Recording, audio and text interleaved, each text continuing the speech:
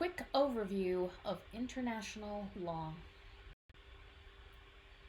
There are both public and private international law. Public international law regulates the relations between governments and major international organizations, while private international law is the law applicable to businesses or individuals engaged in international, commercial, and legal transactions, like a multinational business.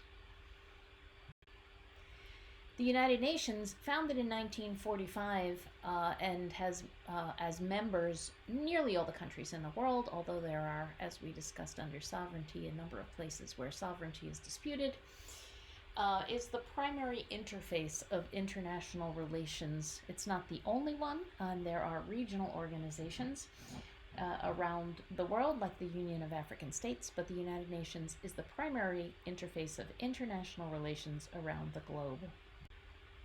Just a quick peek at the UN website, and I would strongly recommend, if you're looking for careers in law or interesting job, that you take a look at the UN job seekers listings and look at all their incredible posts in public service around the world.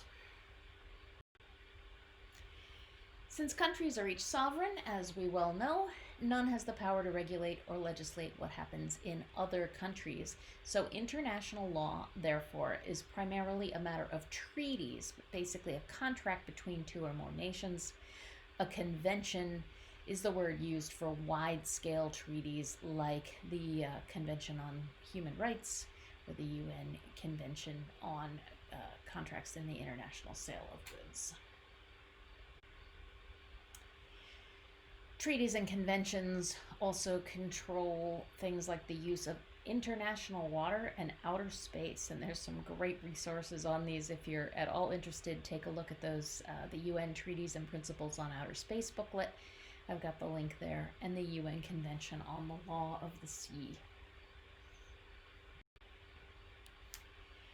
The international criminal courts deal with international criminal matters, but only if the countries involved agree to have the case taken to the International Criminal Court.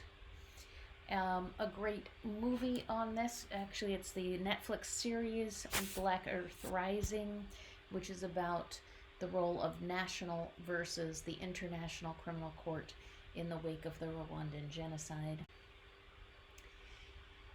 The International Court of Justice is another international court in which countries can sue other countries or basically ask for a resolution to disputes between them.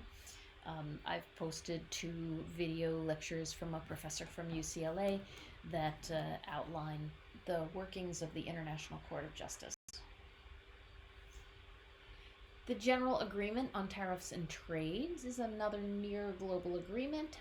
It's an attempt to work together to reduce barriers to international trade, like tariffs and other restrictions, and it created the World Trade Organization. So when you hear about, the World Trade Towers, for example, those are buildings where the World Trade Organization meets and has its offices. And there are World Trade Organization buildings in most of the countries that are signatories to GATT.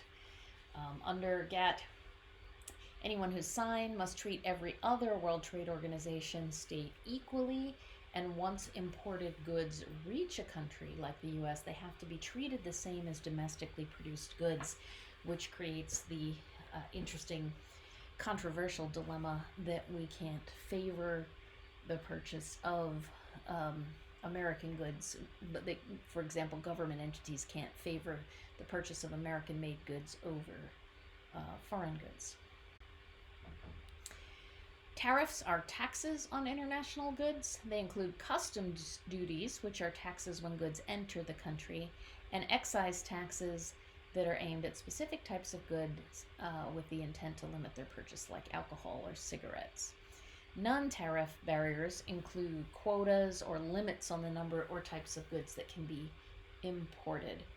When the US put tariffs on other countries' goods, those other countries typically respond in kind, limiting the ability of US manufacturers and producers to sell abroad. This has been an ongoing issue over the last couple of years between the United States and China. GATS, the General Agreement on Trade and Services, extends the GATT to services and not just goods. And while TRIPS is an agreement on trade-related aspects of intellectual property like copyrights and patents in international business.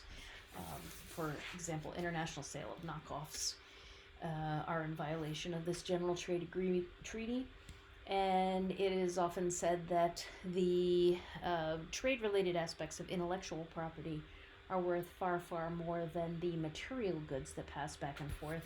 And part of our trade disagreements and tensions with China is the issue of software, intellectual property in software and other computer design.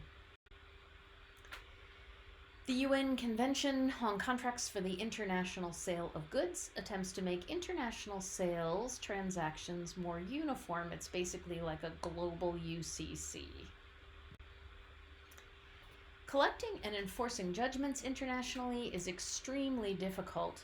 Collecting and enforcing judgments in the US is difficult enough, especially across state boundaries, but crossing national boundaries is very difficult.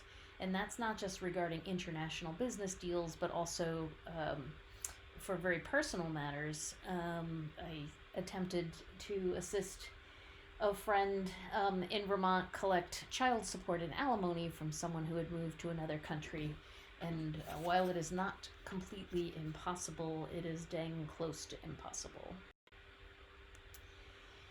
Some important clauses in international business contracts, in addition to all of the regular contract requirements, include the choice of law, that is, which country's law is going to apply to the contract.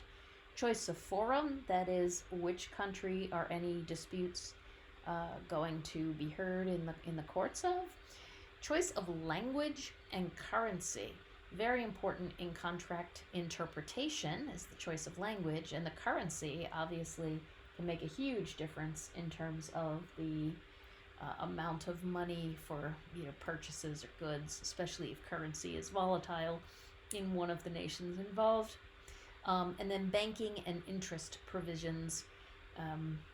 Most of the Islamic countries in the world have a separate banking system that doesn't charge interest due to religious prohibitions, and so whether or not you have to abide by a lot of international agreements require compliance with Muslim banking provisions, just in case any of the, say, subcontractors or vendors operate under those provisions.